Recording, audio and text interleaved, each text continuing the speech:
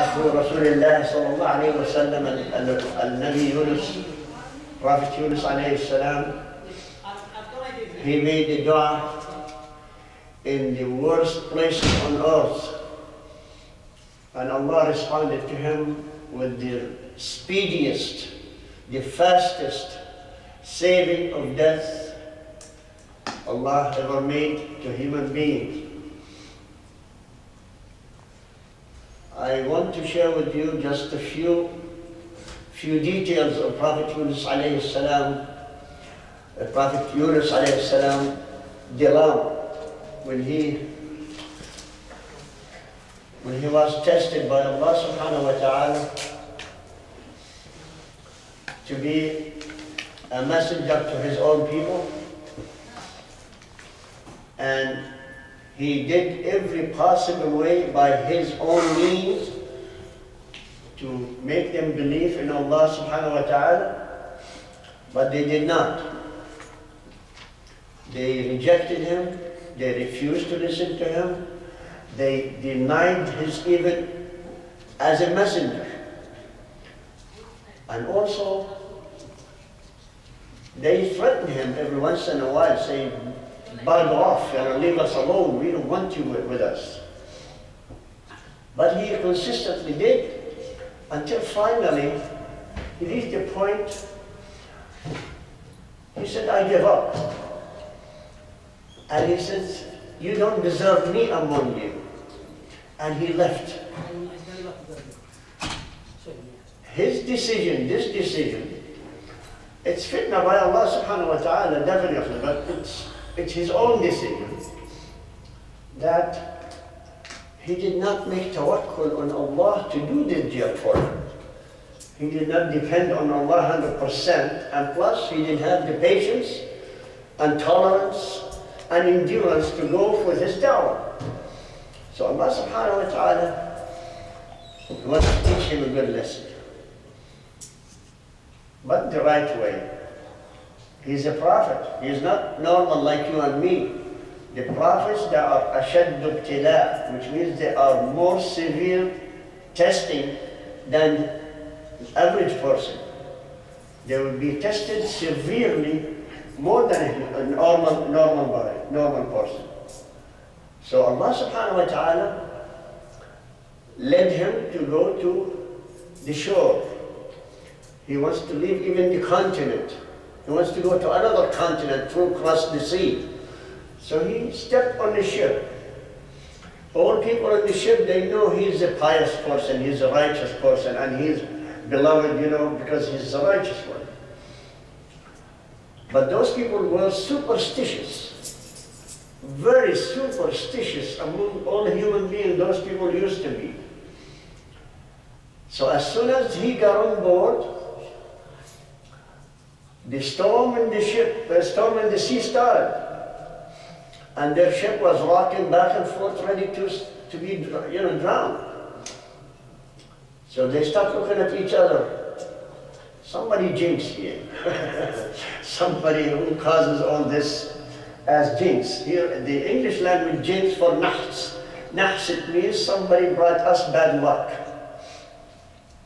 So they said, okay, is the one? They said, no, there are so many people too. Let's put the names on a hat, and we do a draw. Whoever name is, we'll toss him overseas, we'll get rid of him. That means the bad luck will be gone with him. So they put their names in the hat, and then suddenly they draw the name, and guess who was the first time? Prophet Yunus A.S.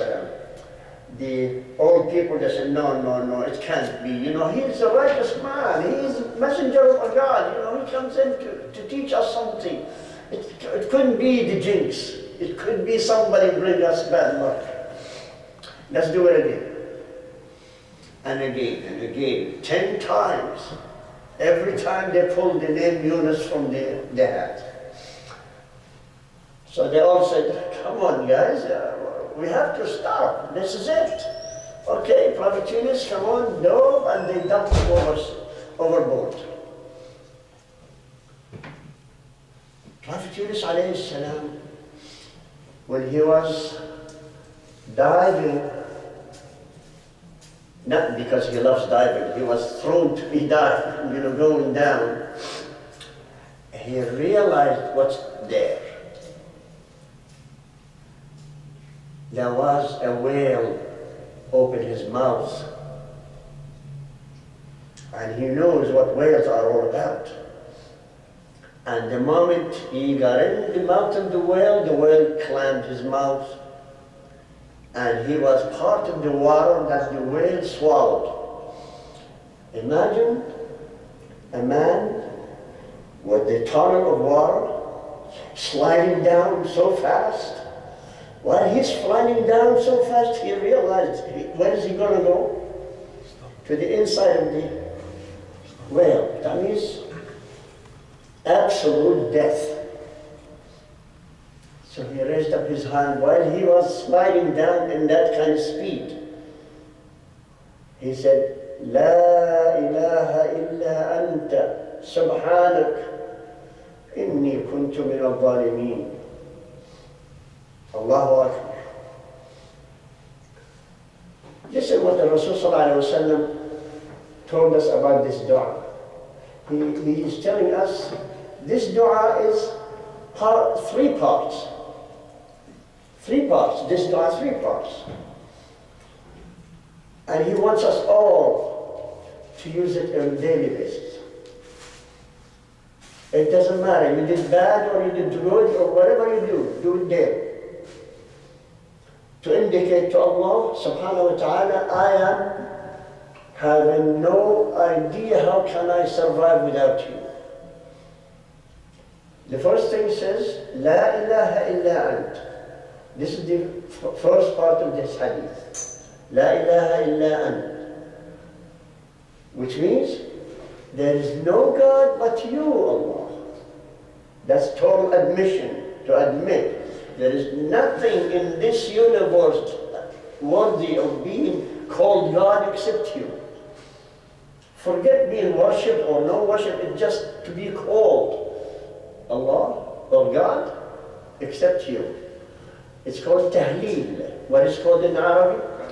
أوله tahleel, which means the first part of this hadith is tahleel, which means La ilaha illa, La ilaha illallah. And the next part is called Subhanak.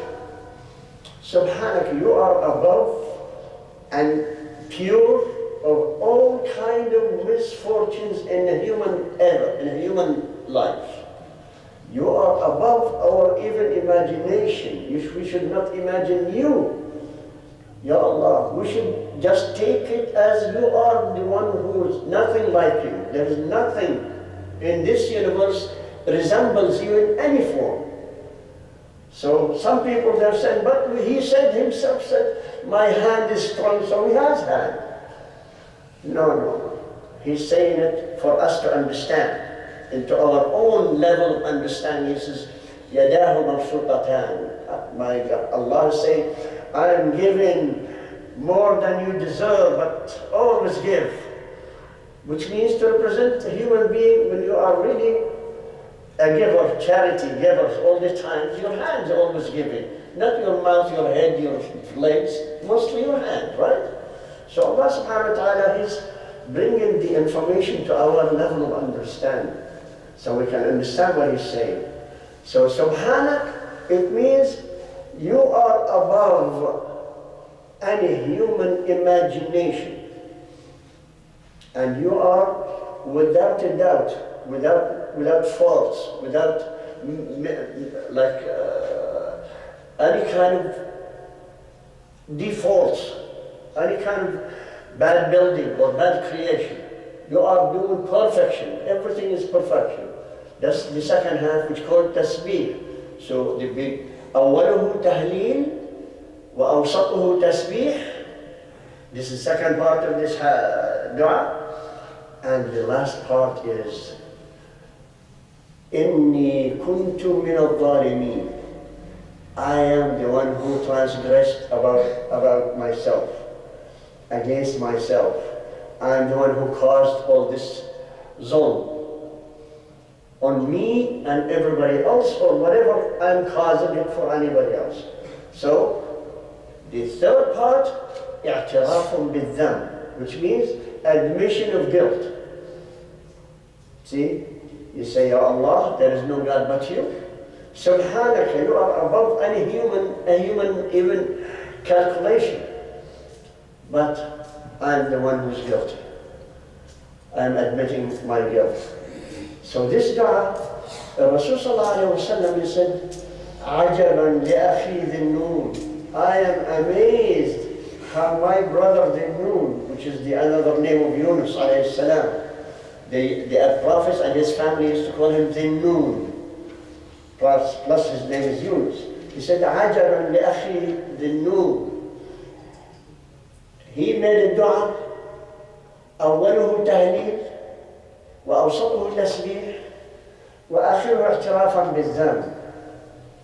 Wallahi, this hadith of Rasul sallallahu alayhi wa sallam, Wallahi, if any human being in that situation of death, because of he was jammed into a death, if anyone made this dua, except Allah will respond to him. Look what Allah responded to Yunus alayhi salam. Now listen to this. How many of you went fishing? Good. In North America, you have your own rod and you have hooks and tackles and baits and that stuff. You go to a river or to a lake, you cast, you get a fish, you bring the fish, get ready, go clean it up, slice it, clean up the guts. Sometimes in the guts, when you clean up the guts, you'll find something metal in there. Some hunter like you, fisherman like you, lost his line, he lost his hook because he got cut off. And this fish used to have the hook in her mouth. But after she got freed, she swallowed it. Remember, it's stainless steel, the hook. And there is also something called sinkers. Have you ever seen sinkers? A lead ball, small ball. You clamp it on the line so it makes a weight, so the line will not fly float on the surface of the water. This one sinker makes the hook goes down steady. So what happened? We found, if you don't found out, we did found some of those metal hooks and those metal sinkers almost dissolved. Just maybe small little piece of here, piece of there. That is the acid of the gut of the fish. The acid melts this one. You know how bad is that acid? Let's take you a little bit further. I know when you have nausea and you want to throw up. What did you feel when some of that food comes to your throat right here? How sweet it is, huh? Is it sweet? No. It's burning acid. It's the stomach's acid. And the human's acid is the weakest acid from all creation. The weakest. Why? Because we have varieties of food, so we don't need one solid, strong acid. The stomach will produce that aminic acid for the special food that you had at that time. But it will not produce the same acid every time. It produces a different level of acidity. So this happens. Imagine that acid touches your skin. Any of you knows chemistry? Majority of us will think about it, thank you, but acid, if it touches your skin, it's fire. There is no doubt about it. Acid and alkali, that's called it acid and alkali. Both of them are very burning to your skin. Now let's go again with the Prophet Yunus A.S. He's sliding. He made this dua and he dived in the stomach of the whale. What's in the stomach of the whale? Lucky for him, he has water to make it easy acid. It's not concentrated. The water comes down with the mouth, from the mouth through, accompanying Yunus A.S. sliding there. What's there? The water breaks the severe acidity of that acid, but still it's acid. And he just dipped in there, then the order came from Allah subhanahu wa ta'ala. Ya whale, spit him out. Because he made the dua. You remember, between the dua and the answer of the dua, probably 2 nanoseconds. Those people on the computer, they know what I'm talking about. 2 nanoseconds. So as soon as he just dipped in there, the order came in to spit him out. Let's talk about logic, which is, miracles doesn't need logic, but let's go for logic. Somebody in that situation, the voice is okay? Yeah, that's good. Because I'm not hearing any. So, Rasulullah gave us a kind of telescope or microscope or a vision, tunnel vision to look at the Prophet Yunus A.S. situation, what he's doing, according to what the Quran is describing. These are the ayat of the Quran describing Prophet Yunus A.S. So as soon as the order came in from Allah subhanahu wa ta'ala to the whale to spit him out, so the whale was already close to the shore. How close? Let me ask all of you questions. How many kinds of whales we have on earth or in the sea? Give me a figure, a number. Many. Over 50. Over 50?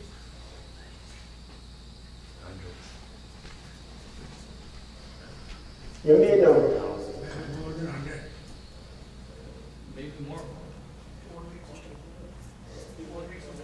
Okay, from all the whales we know, and we don't know some of them, how many of those whales capable of swallowing a man as a whole? Okay? Which one?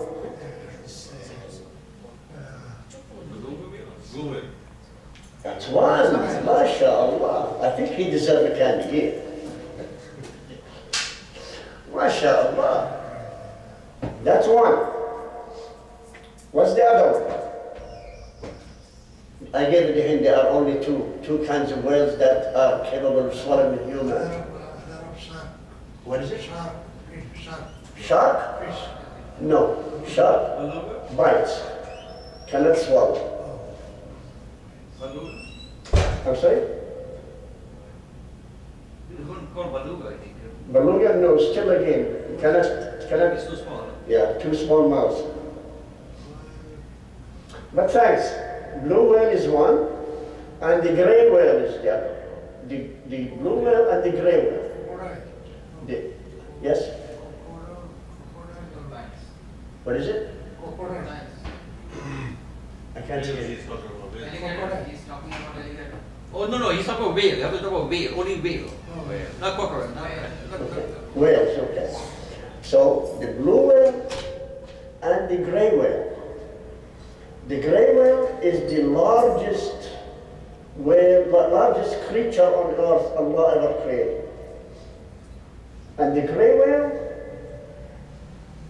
the only food, it's amazing, the largest creature Allah ever created, what do you think he's going to eat? To be that big. Another whale, right? To survive that size. No. Do you know something called microorganism? That means some creation, organism Allah created in the sea. You don't see it by the eyes. It's called microorganism, which means invisible for you and me to see unless if we put it under an electronic microscope. Then we see those little tiny, tiny creatures. That's the gray whale feeds on. How? He opens his mouth, goes at least about 10 tons of water. Imagine 10 tons of water in one mouth. I cannot imagine, 2 cc's from this one in my mouth. Imagine the whale. All that water goes into the mouth. Then through his sniffers or something inside, filters the water out, and whatever is there is his food. His food. The only thing is, he takes water in, filter it halfway through, and the rest of the water goes out. The only thing, his food stay there, hung into the sniffers inside his throat or whatever, go into the stomach. When it gets to the stomach, another filtration happens. But this is a main source of food. So what happens? The whale as a creature, not because he's a soldier of Allah, because Allah recruits any creature to be his own soldier, Junudullah. So he received the order by Allah. Now, how close a whale that size come to the shore? I'm just taking you with me to understand what is the most miraculous thing happening to Prophet Yunus A.S. Because if he came down close to the shore, he might get stuck. And if he gets stuck, he'll die. So, look how the distance between him throwing Yunus A.S. to shore. Allah subhanahu wa ta'ala says, oh, you whale, in the same words like we say it, spit him out. How do you spit? You spit slowly like this, or you chew when you spit, like a gun, right? So that's what happens. Okay, up to this point, he's saved from death by the whale.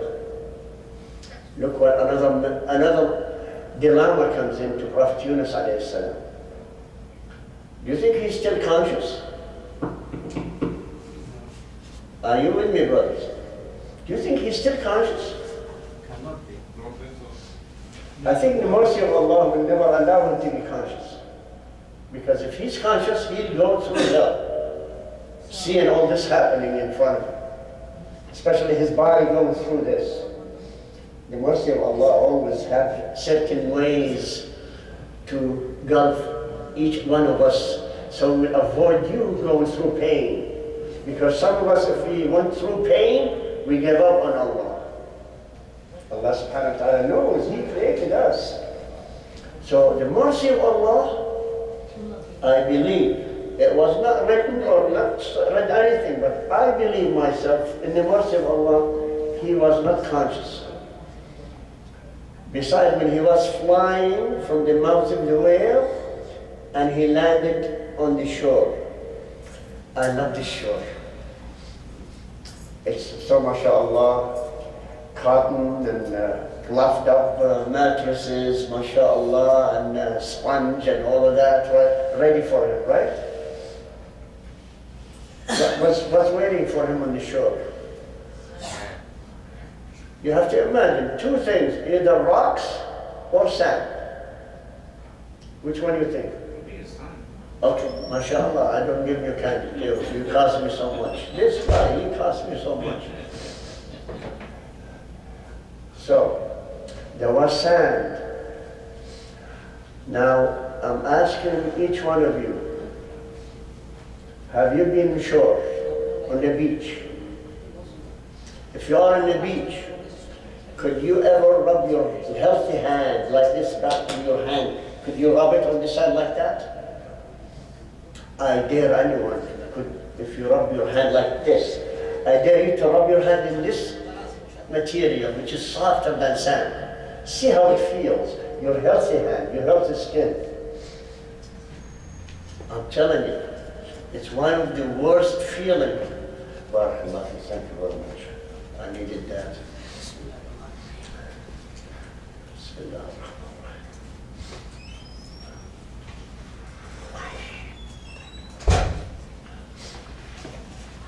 So Allah subhanahu wa ta'ala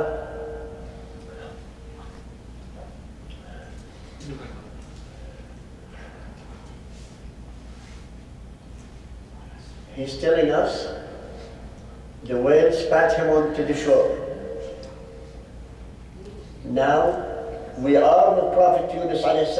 flying, without tickets anyway. We're flying until we got to the shore. Prophet Yunus is unconscious, so he landed on the shore. What do you think? If you dip the human body in acid, brought him out, how is he going to be? The acid of the stomach of the whale? Burning it. And It's going to burn the skin. yes. And this is not a part of the skin. It's the whole skin, because he was dipped in it and then spat out. So, even if he was conscious, still he's going to be suffering the pain of the burning of the acid of his body. But the mercy of Allah again, I think He put him to unconsciousness. So to save him, three things. One, the terror in the stomach. Second, terror of flying, facing, going down. He's falling into the shore, head first or body first. Third, landing on sand, and the sand is like, you know, sandpaper. They call it sandpaper. What do you do with sandpaper? You smooth every surface you want, from wood, from anything, right? And that will kill any ounce of pain you ever imagine you can endure. Have you ever been burned by one spot of your finger or somewhere in the oven, or cigarette? Some people, they do. They get burned. Can you touch it? Can you touch the place where you got burned? What would happen if you touch it? What would happen if you slipped on sand? So that is the situation of Prophet Yunus A.S. He landed on the shore and he's unconscious. His body laying on sand. He had no skin. No skin. The skin is melted down because of the acid of the stomach of the whale. But Allah subhanahu wa ta'ala says, وَأَنْبَتْنَا عَلَيْهِ شَجَرَةً مِّن يَقْطِينٍ. And Allah instantly ordered, you know, zucchini or squash, you know, the squash zucchini plant, you know, like eggplants, zucchini, squash. Have you ever seen the tree of the squash or zucchinis? Okay, some of you did, some of you don't. But what I'm saying is, Allah created this tree with amazing structure. One kind of this tree goes into the ground, stretching horizontal.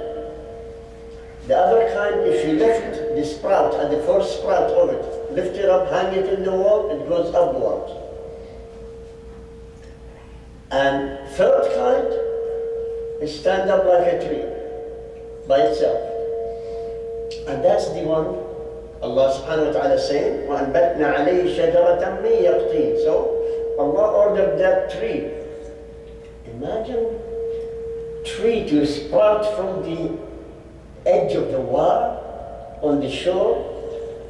The most miraculous things zucchini family of these plants. Any salt water, they die. You have it in your backyard, try it. Bring salt water and put it on it. Say goodbye to the tree.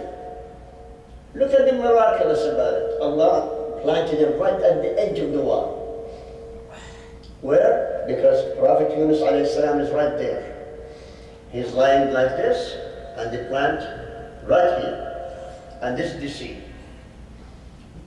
Now listen what happens. If you've seen the plant itself, it has some beautiful structure. One of the largest leaves of any plants on earth are the plants of zucchini family. You've seen cucumber, you've seen eggplants, you've seen also zucchini, squash. They have large leaves, and they are curved in a way like this, like cups. Subhanallah. So what happens? Why Allah planted that tree? Because that tree has two things. Two things.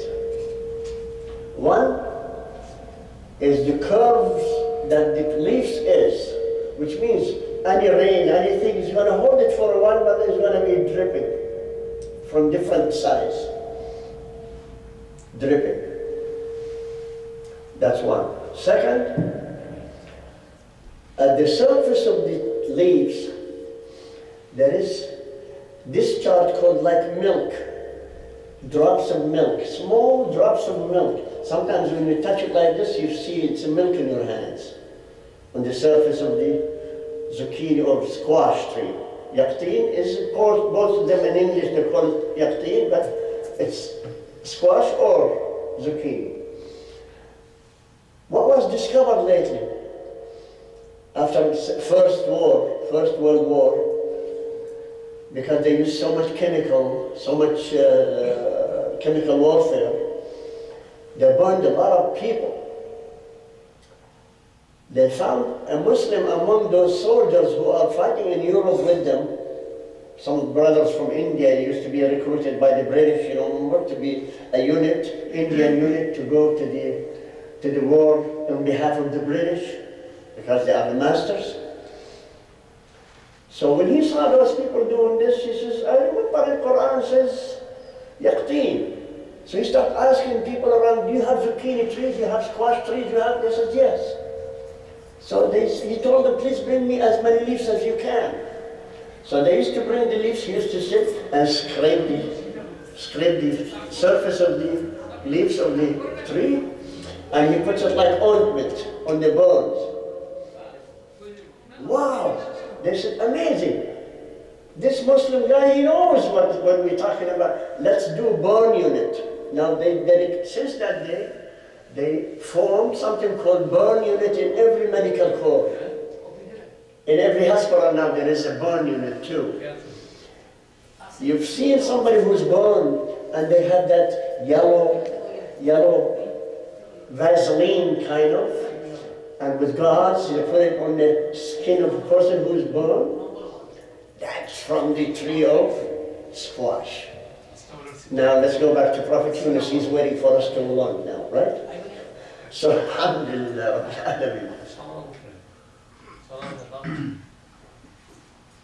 So Prophet Yunus A.S. now, he's unconscious. Now, this tree has arms like this, spread this way. You know, branches. And Allah subhanahu wa ta'ala starts sending waves of water. So the waves, as soon as it hits the shore, it gives a splash. You know, splashes. And the splash goes to the leaves. And the leaves are dripping the mixture between the water, salt water mixture, and the milk from the squash tree, dripping in different locations of the side of the Prophet Yunus A.S. Allah has ordered to the tree, do it this way. And it was dripping according to the method of Allah's system to heal the skin. Okay, so this side here being treated. How about the rest of the side of Prophet Yunus A.S? His back to the sea. So the first side is his right side, he's leaning like this, and this side is being treated. What happened? You remember the waves? If you have a piece of log, wood, at the edge of the water takes it and brings it back, takes it and brings it back, takes it and brings it back, right? You see those pieces at the edge of the shore. And this is what Allah done to Prophet Yunus A.S. Every wave comes in, pushes him this way, spray, and then the water comes back, brings him back again. Then spray and back again. Spray and back again. When both sides are treated reasonably, then another bigger wave, flip him, and treat this part, and that part, this part, that part. Here comes the question. A person have a burned skin. How long it takes him to get healed? See, the Prophet Yunus, we read the story of Prophet Yunus, that's it. He's fighting the whale and he's gone and that's it. And Allah sent him back to his own people, 400,000 people and so on. But what was the details? You live with it. That's the way I believe in Quran. You read Quran, you live it. Live with every ayah, with every reason of everything that Allah mentioned there. Be there. Because if you live there, you understand what Allah is telling you. Why? Because Allah said, لَعَلَّهُمْ يَعْقِلُونَ لَعَلَّكُمْ تَعْقِلُونَ. So you can understand. You have brains, aql, you can use it. Understand what I'm saying. This is what Allah is saying in the Quran. He did not waste his Quran just to tell us a story to entertain us. He could send us to Hollywood. Go to Hollywood to get entertained as much as you want. They can write you any story you want. But Allah is telling you things, so for you and me to have a good lessons from. Do you think Allah wasted his time when he was writing about Musa alayhi salam 136 times in the Quran? Just Prophet Musa alayhi salam, his name mentioned in the Quran 136 times. How about your Prophet Muhammad? How many times Allah mentioned him in the Quran? Less than 20. The name on the? And Prophet Muhammad sallallahu alaihi wasallam, how many times in the Quran mentioned? No. 5. 5? Close, but not.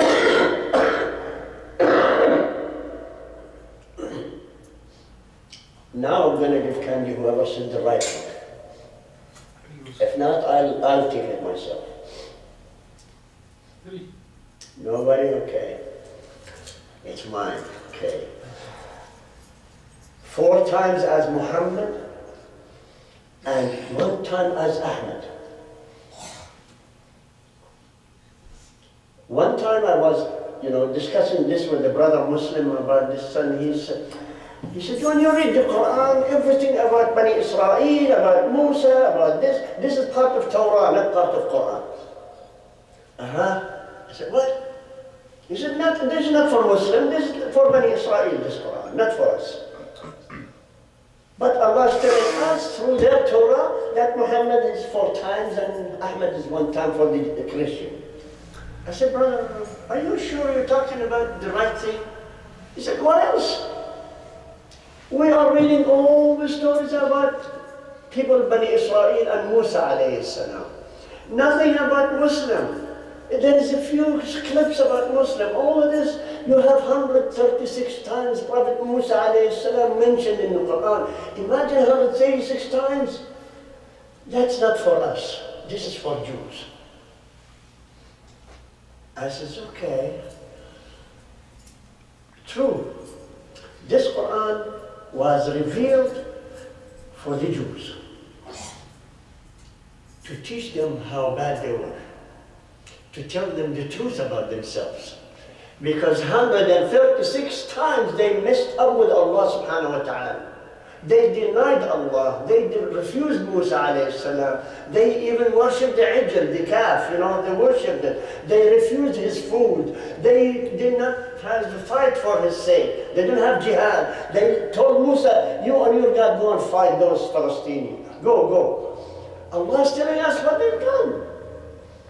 This Quran is for us to tell the Jews, see, this is the proof that you are kafir in the eyes of Allah.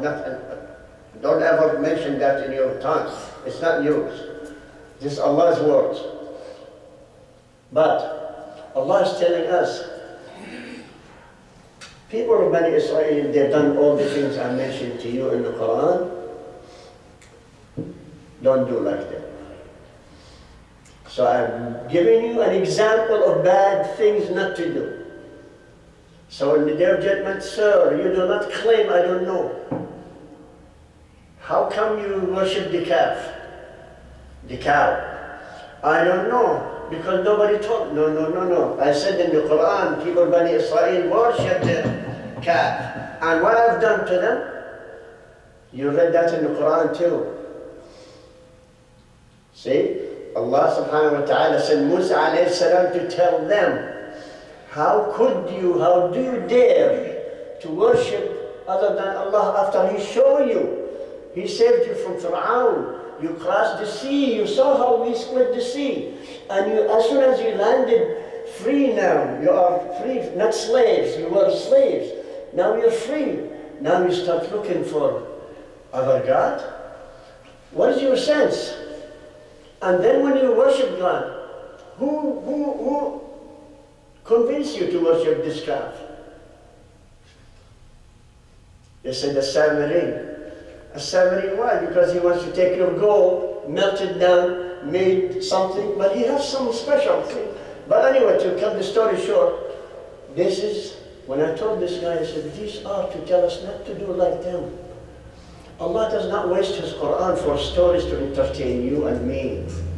Allah is telling us to be knowledgeable, to be people with brains, with aql, so we can worship Allah right way. And this is the Quran. So the guy, alhamdulillah, accepted that evidence, and then after that, he started to be a good Muslim. He started taking the Quran seriously. It's ours, you know. Alhamdulillah. So the idea, now we go to Prophet Yunus A.S. Now you remember, the question is, how long it took Yunus A.S. to be healed? Imagine, now he is conscious and he's in pain, but the pain is very minimal because there is a property of that milk, it's like painkiller too, plus building the skin. But now he cannot move because every move he does is going to scratch back again the skin. But he's lying down. Any bone in your hand or fingers, how long it takes to be healed? A small one, doesn't matter, big one. A week? Until you start really using it. Right? Minimum of a week. We're saying 10 days. I'm talking about small stuff. We're not talking about when it's a huge stuff, but let's take it small. 10 days. Can you survive without food for 10 days? Now we're going to be with Prophet Yunus A.S. How did he survive? How did he survive without water? The seawater is salty. He cannot drink it. See, we've seen in our lifetime, my lifetime, I've seen so many incidents. I said, La ilaha illa anta subhanak, inni kuntu min al-zalimin. I was doubting that Allah would provide for somebody even if He doesn't want him to die.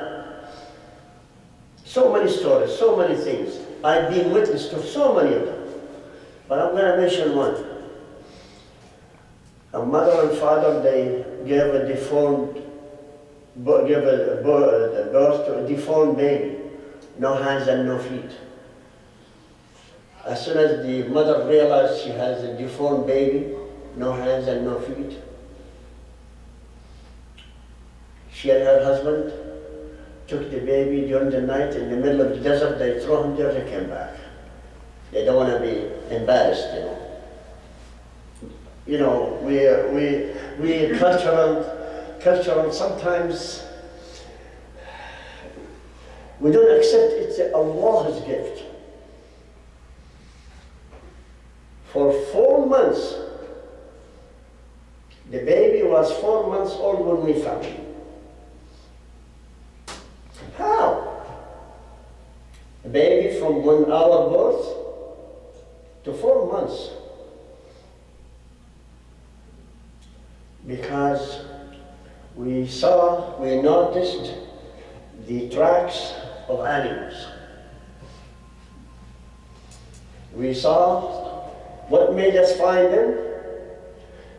You know those storks, the stork birds, the long beak, long legs, wide wings, and big throat here. Some people they call them pelicans, some people call them storks. They used to go dip water and fly to this baby,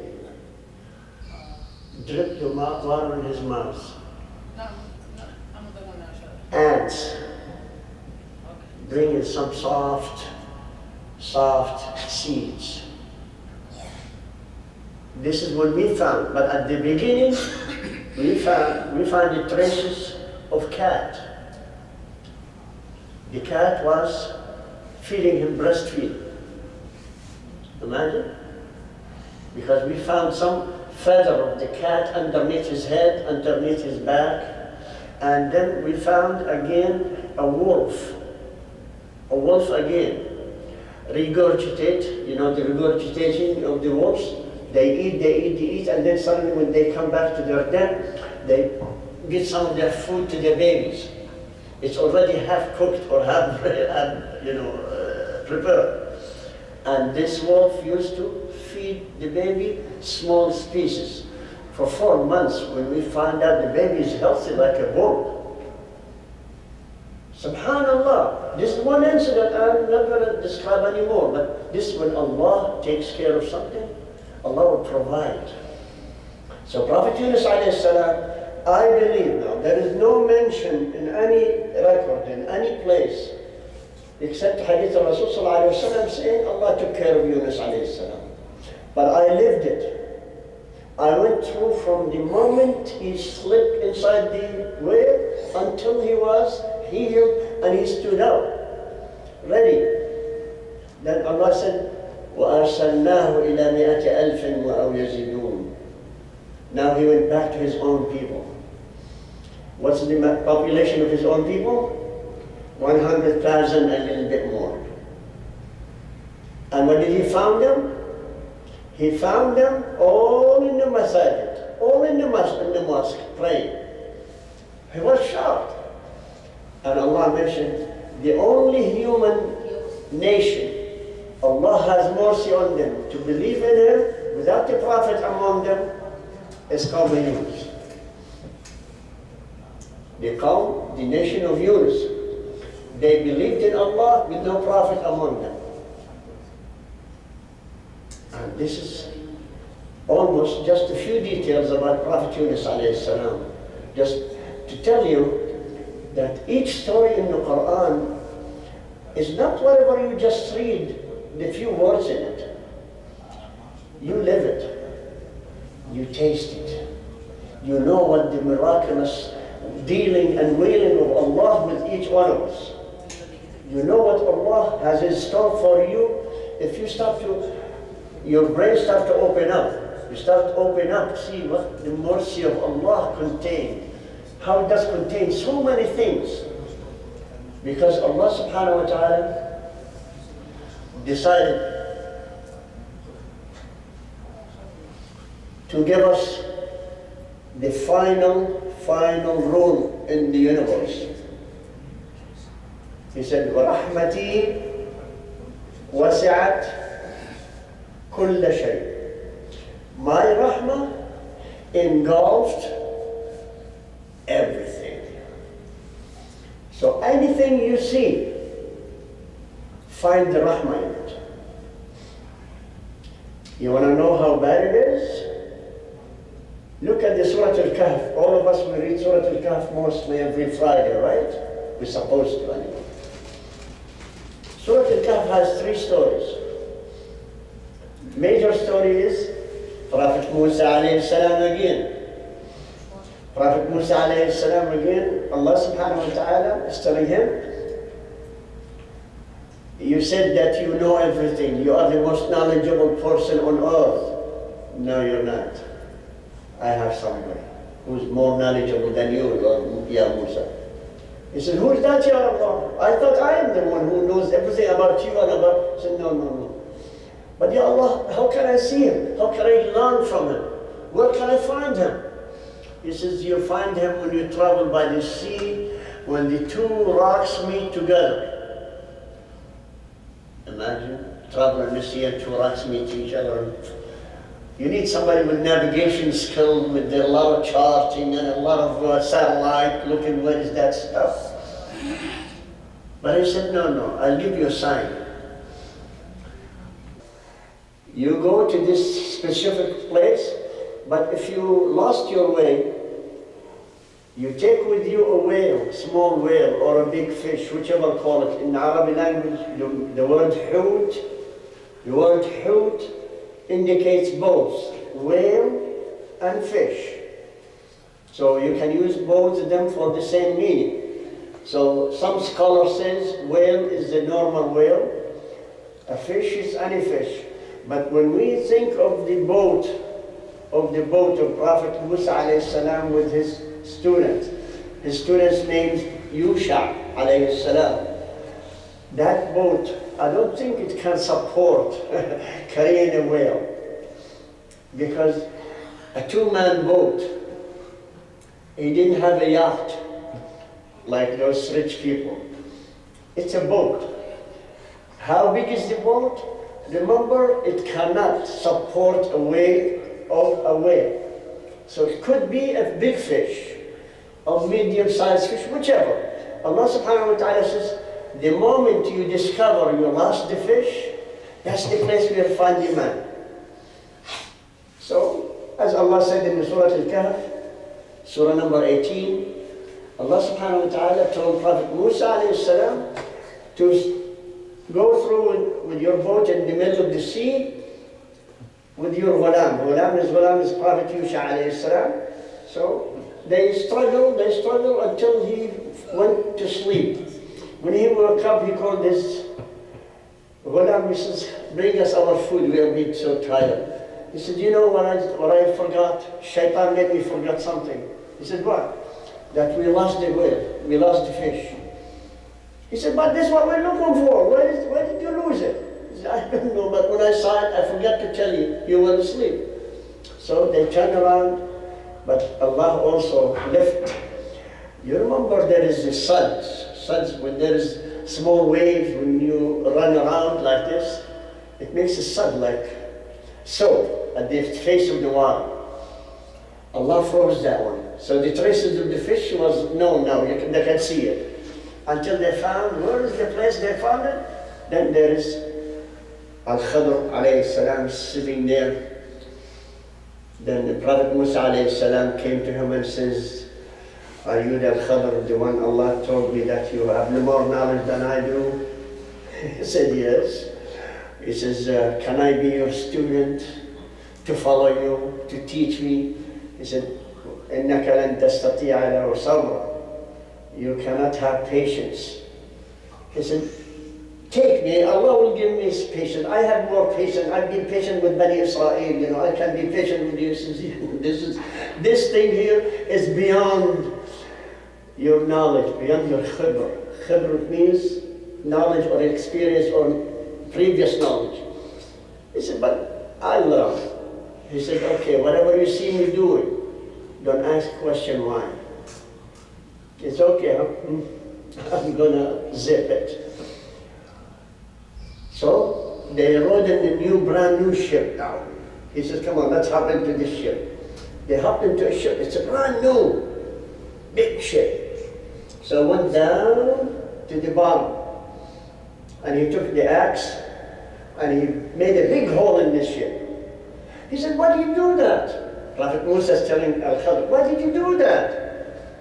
This belongs to those masakeen, you know, they are living by it. He says, I told you don't ask. He said, okay, I forgot, so forgive me. So the people, when they responded, they picked both of them and they dumped them off. Let's get out of our ship. And they tried to fix their ship, so they left them. As soon as they were in shore walking around, there were a few kids playing. So Al-Khadr came into one of the kids, he looked at him and like this, and he grabbed him and killed him. Allahu Akbar, how could you kill somebody who's innocent? He said, didn't I tell you that don't ask? He said, okay, I promise you never ask again. So they went to a small village, hungry and tired. First door. Yes, we are hungry, we need water. Would you please? Let's slam their door in their faces, get out of our face. They went to the next door, third door, the whole village. They refused to feed them, refused to give them water. So they were tired, energyless. They said, okay, let's go and sit down. They sat down under a wall. So Al-Khadr looked at the wall, it's going to fall. He said, come on, help me out, let's fix this. He fixed the wall and he says, at least you could go and ask them, those hard-headed people, they don't deserve you fix it. Ask for a, wage. He says, then I tell you, don't ask any question. So this is it. This is it. You're not going to be with me anymore. But I'll explain to you what happened.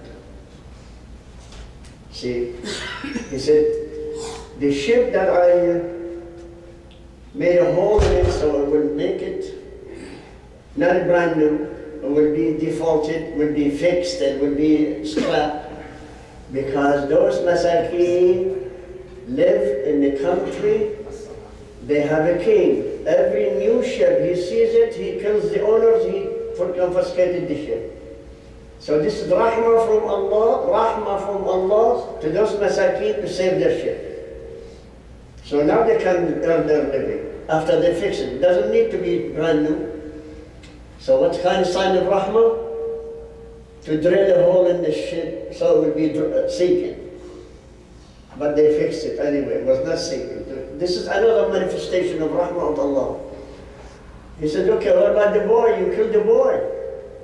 The innocent boy, how could you do that? He said, because Allah subhanahu wa ta'ala knew this boy when he grew up, he's going to make his parents kafir. So Allah ordered me to kill him, so Allah will give them another boy, which is aqrab rahmah, which means he will be more obedient to his parents. Rahmatan min Rabbi. Again, it's another mercy of Allah. Would you imagine somebody kills his son in front of him, and he comes and says to him, oh, I killed your son, it's a mercy of Allah. Is there a parent who would accept that? No, but at the end, the mercy is manifested by Allah subhanahu wa ta'ala as killing a son, so later on be replaced by a better son. That's two. Third one, he fixed the wall for people who don't deserve it because they did not feed them, they did not give them even drink. He said, because this wall, underneath it there is a treasure. The treasure belongs to two orphans. And those two orphans, their father was a righteous man. And Allah, rahmatun min Allah, Allah gave mercy to the father to give his treasure to his sons. When they grew up, they discovered their treasure. So he ordered me to fix the wall. So those idiots in this city who did not feed us will never touch it. Because if we left it and the wall fell, they discovered the treasure, they take it. So rahmatan min Allah, mercy of Allah, send me to fix the wall. So those people, they don't know about it until the two orphans will grow up and then they come to claim their treasure. This is the mercy of Allah subhanahu wa ta'ala. So I'm asking each one of us here, please brothers, check yourself inside. What is the mercy of Allah on me?